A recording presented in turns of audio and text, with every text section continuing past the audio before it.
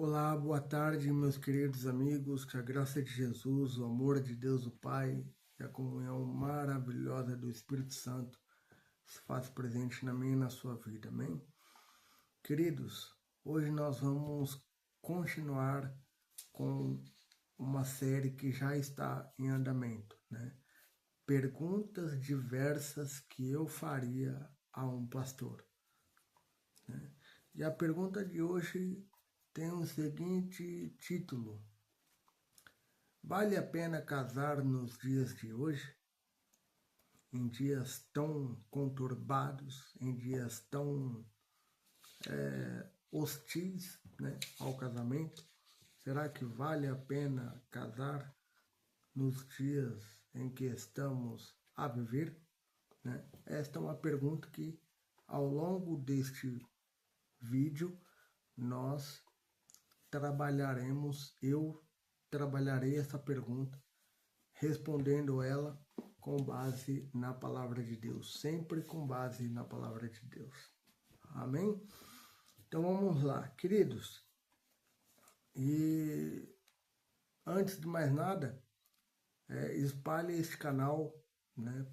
Compartilhe este vídeo, compartilhe este canal como um todo, para que outras pessoas também tenham acesso a este conteúdo.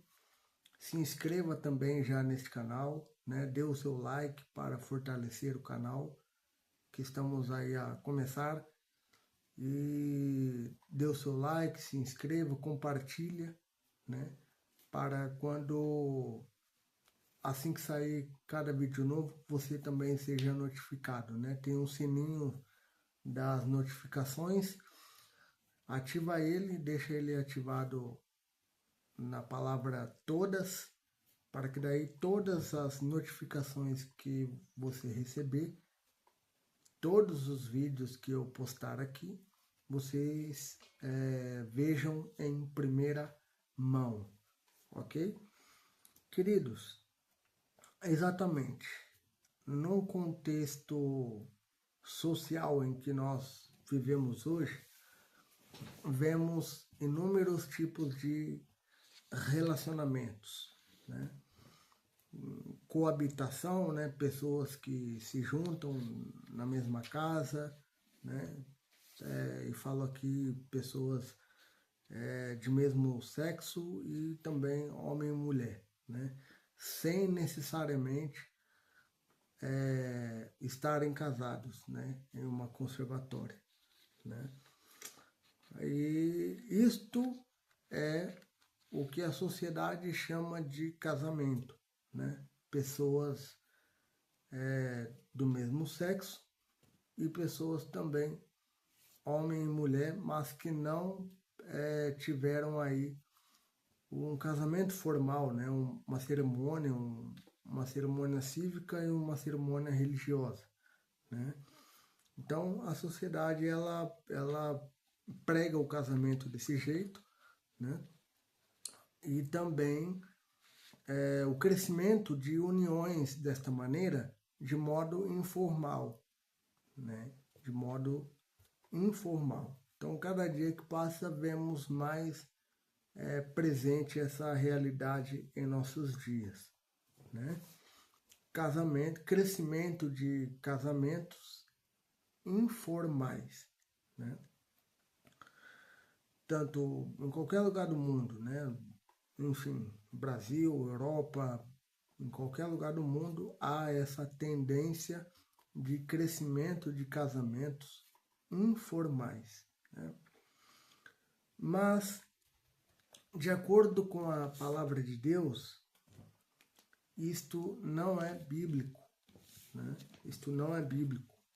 Temos algumas passagens aqui e eu vou partilhar com vocês estas passagens, né?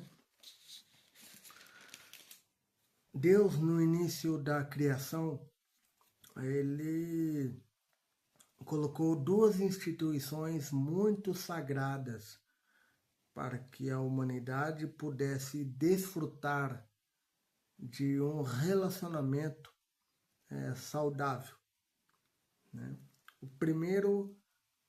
A primeira instituição que Deus criou, que Deus colocou à disposição do homem é o sábado, né? Após 6 dias de trabalho, de constante criação, de constante atividade da parte de Deus, ao criar o ecossistema para que o homem pudesse viver, no 7º dia ele proveu esse dia para o descanso, né? E a segunda instituição que ele coloca para que a humanidade possa observar, né, que a humanidade possa desfrutar, né, é o casamento. Então a primeira instituição é o sábado, é um relacionamento vertical, né, entre nós seres humanos e a Trindade, né? A segunda instituição que Deus coloca à disposição da humanidade é o casamento, né? Relacionamento nosso com o nosso próximo, mais próximo, a saber, o cônjuge, exatamente, quer seja homem, quer seja mulher, né? E temos algumas passagens interessantes, né? E gostaria de destacar essas passagens também, né? Que são um conceito bíblico sobre casamento, né? Gênesis 2, verso 18, 24 e 25. Lá diz assim: Disse mais o Senhor Deus: Não é bom que o homem esteja só. Far-lhe-ei uma auxiliadora que lhe seja idônea. Aqui a palavra auxiliadora quer dizer Ezer, no hebraico. E já vou dar a explicação, né?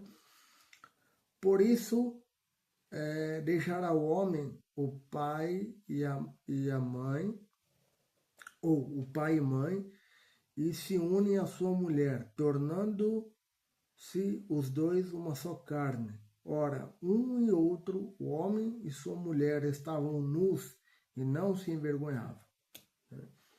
Então veja, quando Deus forma a mulher, né, Deus diz esta palavra: não é bom que o homem esteja só, né? Adão estava vendo os animais e seus companheiros, né, e ele só, né? E quando Deus percebeu isso, Deus resolveu realmente colocar a mão no barro, colocar a mão na massa, né? Mas antes disso, ele destacou esta frase: não é bom que o homem esteja só. Far-lhe-ei uma auxiliadora que lhe seja idônea, ou seja, um igual, um semelhante ao homem, né?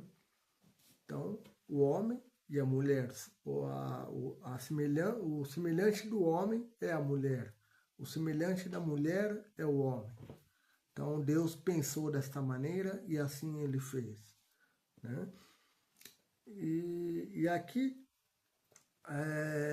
é muito bom destacar também, nessa pergunta, né, que uma auxiliadora que lhe seja idônea não tem nada que ver com submissão, ok? Então, a mulher não é submissa ao homem, nem o homem é submisso à mulher. Ainda mais no contexto não bíblico, que é da escravatura, por exemplo, em que o senhor tem a posse daquele escravo. No casamento não é assim que funciona, né? No casamento ninguém é posse de ninguém, né? Claro, há funções, há hierarquias, claro, né? Mas há especificidades que o homem faz e há especificidades que a mulher faz, né? E ambos se complementam. Com as suas diferenças, ambos se complementam, né? Assim como o homem sozinho ele não reflete o caráter de Deus, assim também a mulher sozinha não reflete o caráter de Deus. Como assim? Como assim? Exatamente isso. Quando se casam, ambos refletem melhor o caráter de Deus. Por quê? Porque na Bíblia está recheadas de antropomorfismo da parte de Deus para com o homem. Temos visões, temos nuances de Deus da parte do homem, que é de cuidado, proteção, segurança. O amor de Deus se revela nisso. Cuidado, proteção, segurança. E já por outro lado, temos as qualidades da mulher que também são manifestas em Deus, né? Que são vistas em Deus, né? E que, sendo assim, ambos se complementam nessas qualidades e ambos unidos refletem melhor o caráter de Deus, né?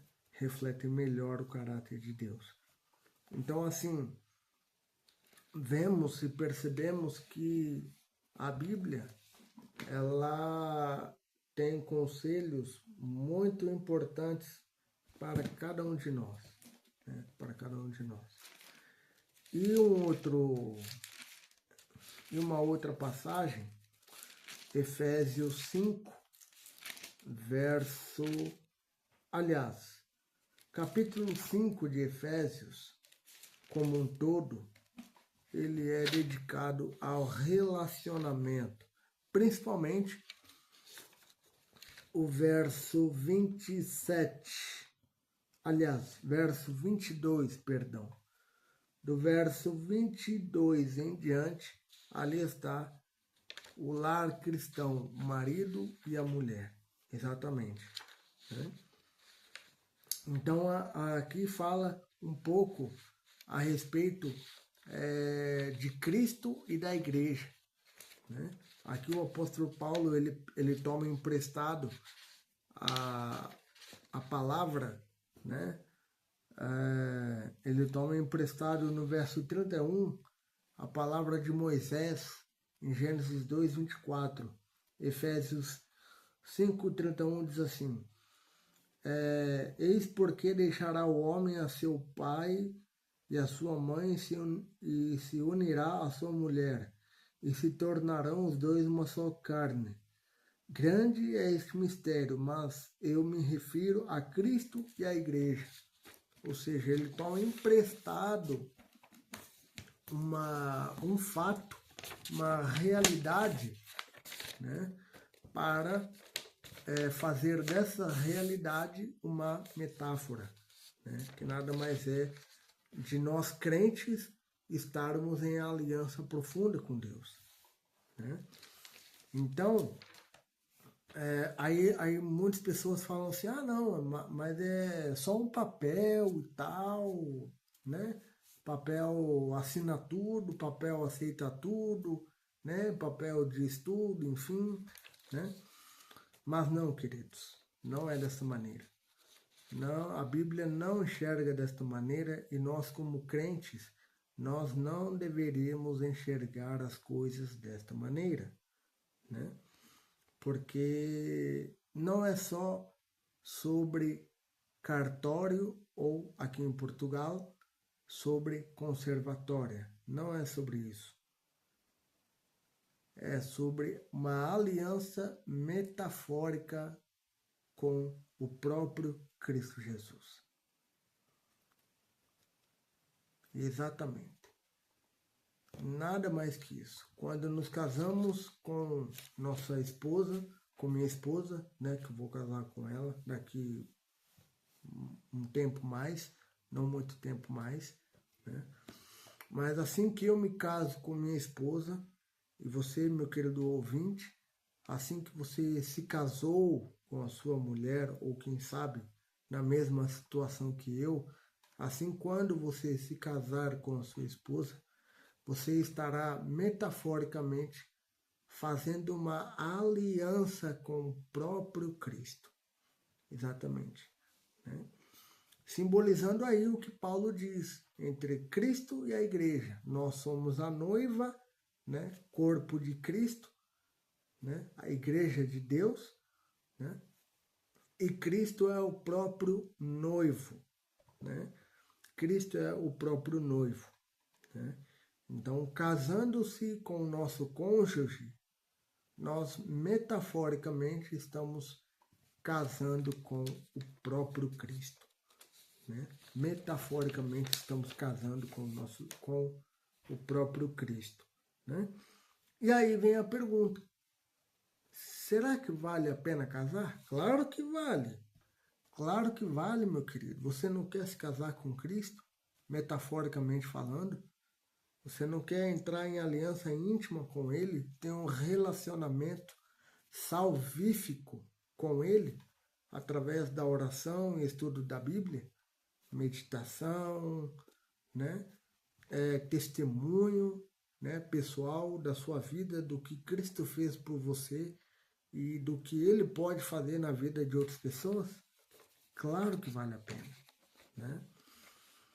Claro que vale a pena, mas temos que ter sabedoria, né? Esta é a palavra fundamental para quem deseja entrar em matrimônio com o seu cônjuge, homem ou mulher, né?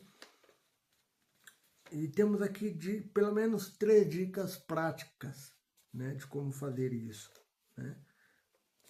O casamento ele requer paciência, perdão constante e diálogo, não monólogo.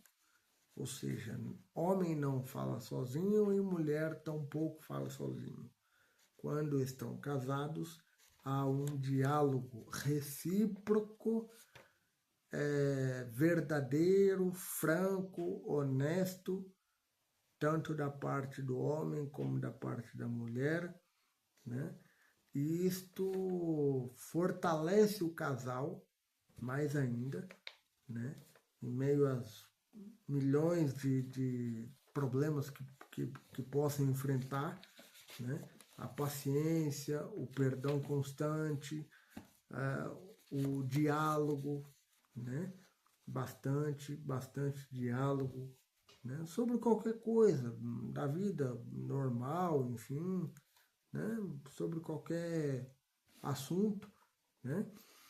Tudo isso vale a pena, né? Tudo isso com o passar do tempo, isso vai solidificando o casal, isso vai aquecendo a chama do amor, né? Vai nutrindo a chama do amor, né?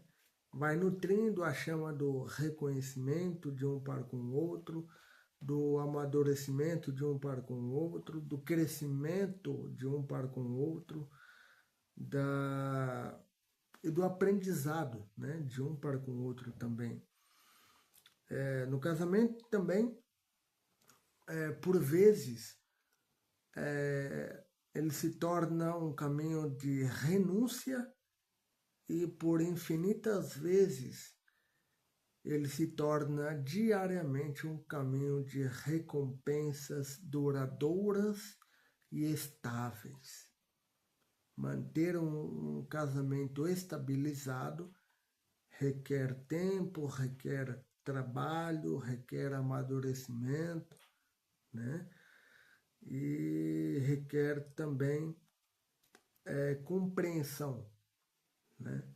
De quem nós somos e de quem Deus é, né? Nós somos pecadores e Deus é um ser santo, né? E um casamento cristão, né? Ele é contraculturalmente em seus valores e propósitos. Exatamente. Anota essa frase aí. Um casamento cristão, ele é contraculturalmente em seus propósitos e valores, né? Ele vai contra a cultura, né? E ele, por quê?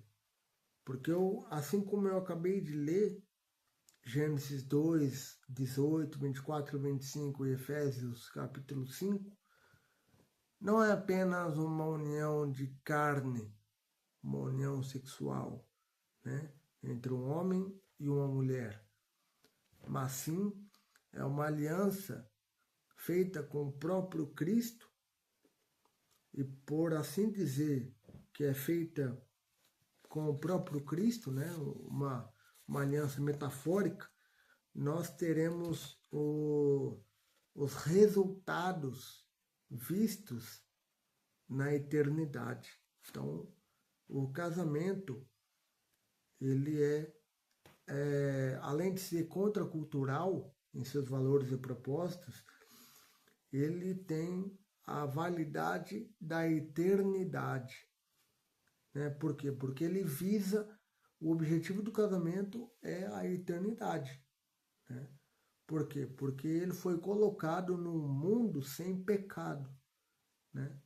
Ou seja, o mundo iria ser sem pecado caso Adão e Eva tivessem permanecido fiéis, revelando assim a estrutura do casamento, que também seria algo eterno, né? Duradouro, estável. Né? Mas nós sabemos o que aconteceu. Né?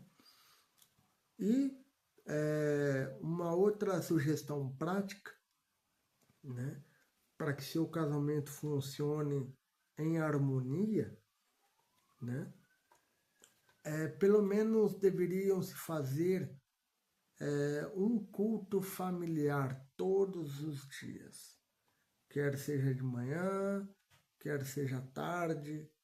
Né?